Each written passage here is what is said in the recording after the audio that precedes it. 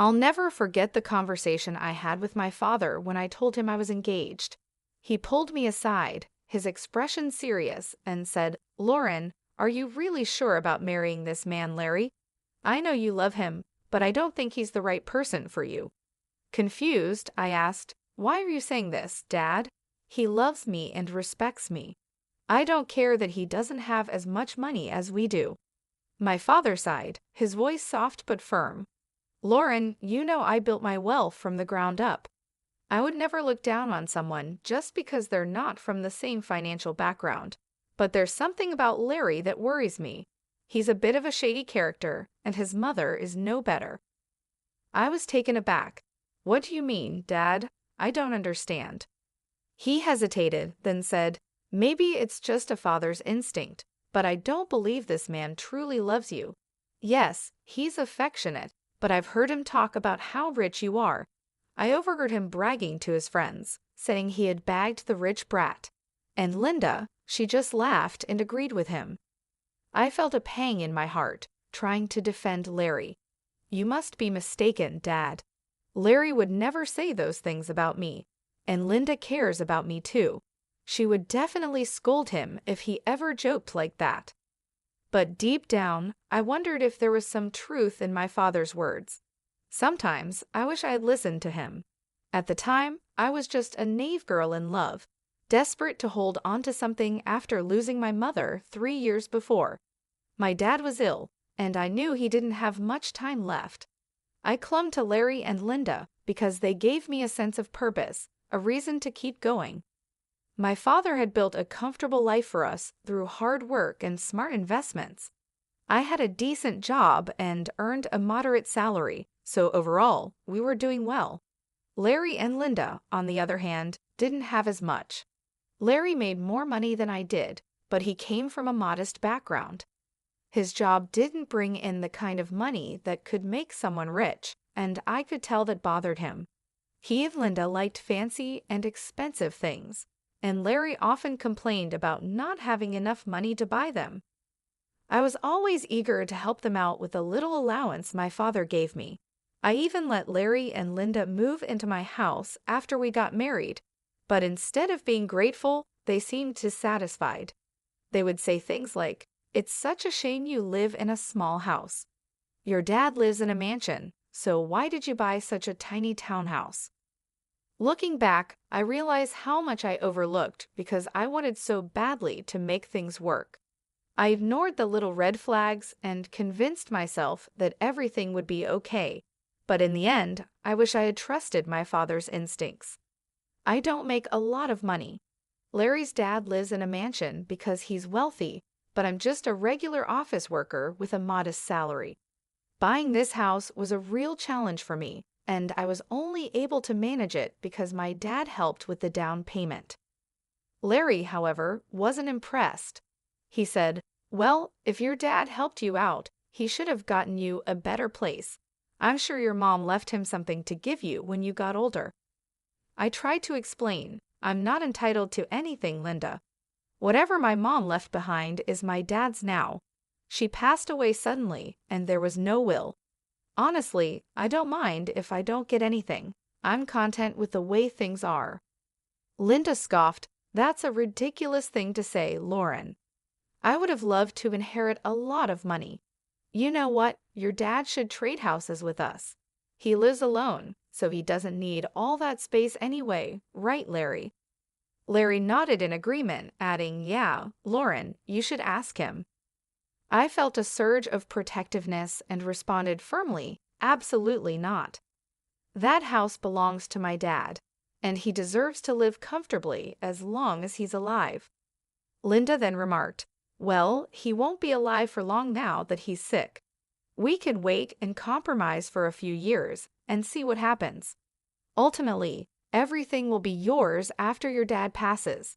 You'll have plenty of money to buy a big house and more." The way Linda and Larry were already making plans to spend my inheritance was deeply unsettling. It didn't help that they frequently urged me to ask my dad for more money. We weren't struggling financially. Larry and Linda just wanted the luxurious lifestyle they imagined, even though it wasn't within our reach. Honestly, I was growing tired of their behavior. However, the real drama unfolded after my father passed away. His battle with cancer ended sooner than I had expected, leaving me devastated. I was heartbroken, but Larry and Linda offered little support. Instead, they were more concerned about the date of the will reading and showed no interest in helping with the funeral arrangements. To make matters worse, they even refused to attend the funeral, saying that my dad was no one to them. At that moment, I was overwhelmed with grief and anger. My dad's warnings kept echoing in my mind, and I couldn't help but feel suspicious of Larry and Linda. I began to doubt their intentions, wondering if they had ever truly cared about me or if they were only interested in what they could gain. I was starting to worry that Larry and Linda were only interested in my inheritance. When it came time for the reading of the will, they weren't allowed to be present, and they were furious. Larry snapped, "Why on earth aren't we allowed to be there? This is absurd. Brian was my father-in-law." Linda chimed in, equally outraged, "Yes, this is ridiculous. We're family, and we have every right to know what Brian left behind. At the very least, my son should be allowed to be there." I tried to keep calm and explained, "Your son isn't mentioned in the will, Linda, so he doesn't have the right to be there. Why are you two so fixated on the inheritance? You didn't even bother to come to the funeral." It was ironic how suddenly my dad mattered to them when it came to the possibility of getting some money. I was really annoyed with both Linda and Larry, but what made things worse was how relentless they were. As soon as I got back from the will reading, they pounced on me, eager for details. They weren't allowed to see the will themselves, and that only made them more persistent. I was struggling with the grief of losing my father, but instead of offering any words of comfort, they were only interested in one thing. Linda asked bluntly, "So, we've been wondering for a while now. How much inheritance did you get from your parents? You must have received a lot of money. Tell us how much." I looked at them and said, "Unfortunately, my parents didn't leave me any money, so I didn't receive anything." Linda's eyes widened in disbelief. "What? You didn't get any money, but your parents were rich? They should have left you something." "I don't believe you didn't get any money. You're lying to us. There's no way your parents didn't leave you a single penny." Larry joined in, pressing me, "No money at all. The will didn't even mention you getting any kind of money. You can't be serious." I sighed and tried to stay patient. "No, Larry, there was no money in my inheritance. The lawyer told me that. You can even check my bank balance in a few days and see for yourself." "But what about all their wealth?" Linda asked, her voice edged with frustration. "You're their only child. Who's going to get everything they had?" I shook my head and said, "I don't know about that, Linda. The lawyer just told me I didn't get any money, and honestly, that's okay with me. It was my parents' money, and it's up to them who they chose to leave it to." Linda looked furious and blurted out, "That's ridiculous. You need to fight for that money. It should be yours." "There is no money, Larry," I repeated firmly. They didn't have much left in the end, and whatever was left, they gave to charity. They had been planning this for a while. Larry and Linda looked completely taken aback, anger simmering just below the surface. I couldn't understand why they were so upset. I almost gave in and told them everything, but something held me back. There was a growing doubt in my mind that my husband and mother-in-law were up to something that wasn't in my best interest. I decided to wait and see how they would react, but they didn't let up. Larry and Linda kept pressuring me for more information, as if they didn't believe what I had told them. The more they pushed, the more uneasy I felt, sensing that there was more to their behavior than just disappointment over the inheritance. I decided enough was enough. I told them firmly that I didn't get any money, and even offered to show them my bank account in a few days. A month passed and nothing showed up. During this time, Larry became more distant and stopped being affectionate. He was always checking my account and constantly hounding me for information about my inheritance. It became clear where this was heading. Finally, one day, I decided to put an end to it.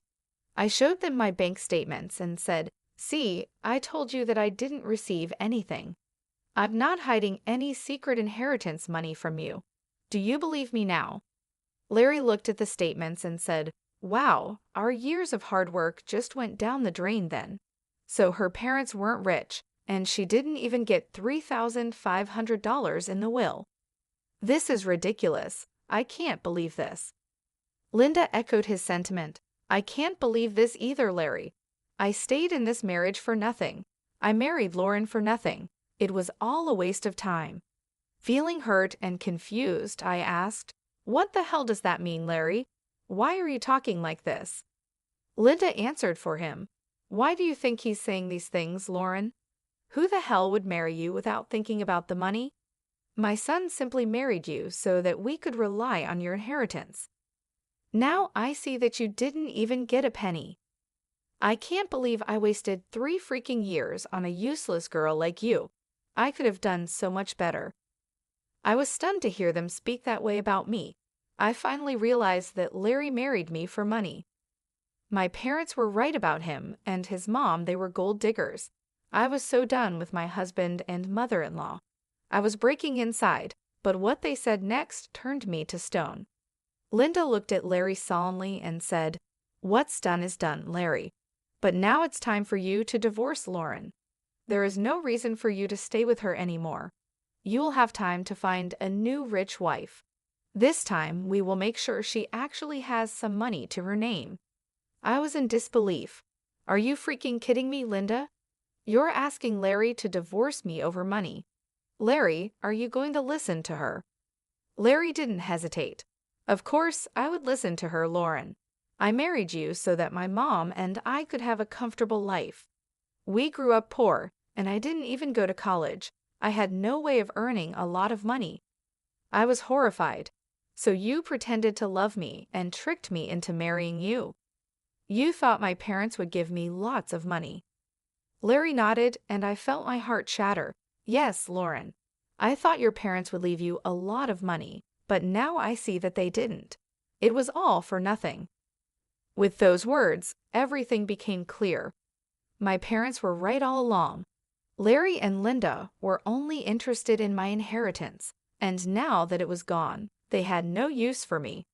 I knew I had to leave them and start a new life, free from their greed and deception. I was willing to share everything with Larry, believing that our marriage was built on love and trust. But when he spoke, I realized how wrong I was. "Yes, that's what I thought too," he said coldly. "It was the only way I could give my mom the life she always wanted. But now I see that my efforts were pointless. Mom's right, I need to divorce you and keep looking." His words hit me like a ton of bricks. The casual, almost indifferent way he talked about ending our marriage made me question my own sanity. How could he be so detached, so unfeeling? Linda and Larry continued to voice their frustration, complaining about the marriage and about me, but I stopped listening. I was too overwhelmed, too lost in my thoughts, trying to process what they had just said. Their complete lack of emotion and Larry's sudden change in behavior were both heartbreaking and infuriating. At first, I felt a wave of anger rise up inside me. I wanted to scream, to throw things, to let out all the pain and frustration that had been building up. But instead, I took a deep breath and remained calm. "Okay then, Larry," I said quietly. "If a divorce is what you want, you'll get it. I've never been one to refuse your demands, so I might as well give in to this one as a last favor." Linda, sensing an opportunity, quickly added, "So you'll agree to a mutual divorce? It'll save us both a lot of money. And don't even think about trying to get alimony from my son. We'll fight you every step of the way. It's best if you just agree to this." I nodded, realizing that I didn't have much choice. "You're right, I don't have a lot of money right now. So I've decided on something. I'll agree to a mutual divorce, but only if you sign a clause stating that we won't share any of our assets. We'll each walk away with what we have, and nothing more." Larry agreed without hesitation. "That's not a problem at all. You don't have much, and neither do I at the moment. If you can forego alimony, I'll sign the divorce papers and won't claim anything from you." We discussed the details of the divorce, making sure we were on the same page. I could see the relief on their faces. They were both happy that I wasn't making a fuss. I guess they didn't expect me to be so calm about it. But the truth was, ever since that day, I had been crying on my way to and from work. I would sit in the parking lot of my office, crying for an hour before and after work, trying to pull myself together. Larry never noticed my puffy eyes, never asked why I was leaving early for work or coming home late. Linda didn't even bother looking at me after she found out I had no money. Their behavior only made me more determined to get out of the marriage as soon as possible. I knew I had to stay strong and move on with my life. Even though it hurt deeply, I was ready to close this chapter and start anew. The way they treated me, the way they were more interested in money than in our relationship, made me realize that I deserved better.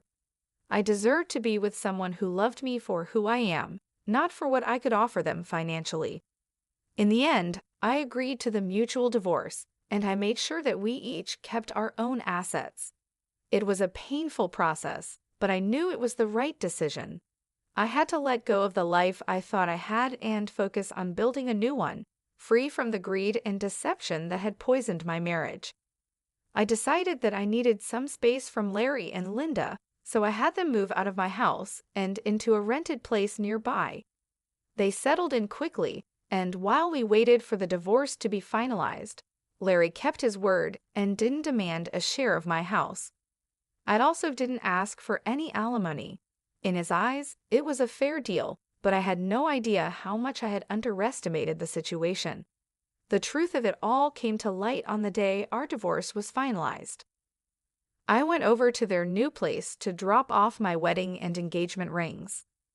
When I handed them over, I said, "Larry, I just wanted to return these to you. This marriage only brought bad times into my life, and I don't want to keep any reminders of it." Larry looked at me surprised. "Are you sure you want to return them? You might need the money someday." Linda, never one to miss a chance to be snide, added, "It's so funny how you're giving them back. You must have laughed at our poverty before, but look where you are now. My son is being generous, giving you the rings back. You might need to sell them when your stupid job doesn't pay enough. We don't want the rings anyway, they're cheap ones." I kept my composure and replied, "What would I need to sell the rings for, Linda? I'm not embarrassed. You don't need to worry about my financial situation." Linda smirked and said, "Oh, we already know. Your parents didn't leave you anything, probably because they lost everything due to bad financial decisions, leaving their daughter with nothing."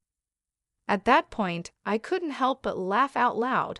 Linda looked puzzled, and so did Larry. I could see that Larry was annoyed by his mother's behavior and also surprised by my laughter.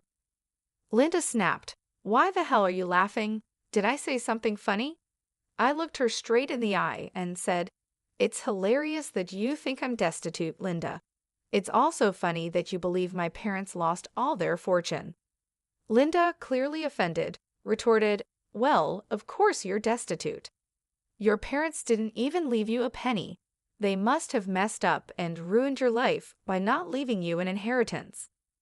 I smiled and said calmly, "I never said I didn't receive an inheritance, Linda. I simply told you that I didn't get any money. My parents actually left me plenty of inheritance." Linda's eyes widened in disbelief. "What do you mean you have an inheritance? I'm so confused." I continued, "My parents could see through you and Larry for what you are, little gold diggers, so they made a secret clause in their will. It stated that I wouldn't receive any monetary inheritance right away. Instead, I was given something much more valuable." Larry, now clearly agitated, asked, "What are you talking about? What did they leave you?" I looked at them both and said, "My parents left me this entire neighborhood as my inheritance." Linda and Larry were stunned. Linda stammered, "What? You own this neighborhood now? How is that possible?" "We would have known about your inheritance if that were true." We even signed the lease with an estate manager who didn't tell us the name of the owner. I explained, my parents wanted me to wait for a year before I could take full control of the properties, so everything was kept quiet. But now I own this entire neighborhood, including the place you're living in. Linda and Larry were left speechless. The realization that they had been living in a place I owned, after all their scheming, was too much for them to handle. The tables had turned completely, and they were finally exposed for who they truly were. I turned to leave, feeling a sense of closure and satisfaction. I had seen through their greed and managed to come out stronger on the other side. Now I was ready to move on and build a new life, free from their manipulation and lies. I got my inheritance, and my parents wanted me to test if you were with me for love or money. Well, you both failed the test, so now you won't get anything from me. The estate manager was put in charge by my parents to take care of the property before I inherited it. They were very smart, you know. Larry scoffed, "That's impossible. I don't believe anything you're saying. You're just embarrassed because you don't have any money left." I replied, "Oh really, Larry? Is that what you and your mother think? Why don't you call your landlord and ask him yourself?" Linda and Larry quickly called their landlord to check what I had said. Since their landlord was actually the estate manager, he told them everything. When they hung up, they looked shocked and panicked. "You lied to us," Linda stammered. "You tricked us into thinking you didn't have anything, but you own the entire housing society now. How dare you trick us like this? You wanted to keep all your wealth to yourself, so you made Larry divorce you and sign papers saying he wouldn't take anything from you." I couldn't help but laugh at their nerve. It was finally hitting them how badly they had messed up, and now it was time for some well-deserved karma. I said, "It's funny you're accusing me of being dishonest. Larry, you tricked me into marrying you by pretending you loved me. And Linda, you helped him with this plan and even told him to divorce me. If anyone here was scamming, it was the two of you. As for my inheritance, you asked how much money I got, and I answered truthfully. This was all a misunderstanding on your part." Linda tried to reason with me. "What's done is in the past. Why don't we try again? We did spend 5 years together, and it would be a shame to throw it all away." I shook my head and said, "So now you want me back in your life? Funny how you were so eager to start fresh with a new girl. I hear you're already seeing someone rich. Don't worry, I'll let her know what a snake you are, Larry." Larry and Linda started begging me not to ruin his new relationship. Larry pleaded, saying that if I wasn't willing to give him another chance, I shouldn't mess up his future. I told him to get lost and also informed them that I would kick them out once the property was officially mine. They panicked and started begging even more. In the weeks that followed, Linda and Larry kept coming to my house, pleading for forgiveness. They already had an eviction on their record, so it was unlikely anyone else would rent to them. The only reason they were still staying on my property was because I had asked the estate manager to allow it. I also contacted Larry's new girlfriend and told her everything. She was horrified by what Larry and Linda had done and broke up with him immediately. She even showed me the text messages as proof. After this mess, Larry and Linda came over, yelling at me and calling me names. I quickly called the police and had them removed from my property. Once the property was officially in my name, I kicked them out very quickly. They didn't expect me to follow through with my threat. When they showed up again, I called the police, who gave them a stern warning. I also filed for a restraining order. It turned out that the whole town knew about what had happened. Larry and Linda were shunned by their friends and had to leave the city to start over somewhere else. Meanwhile, I'm enjoying my new wealth and finally free from those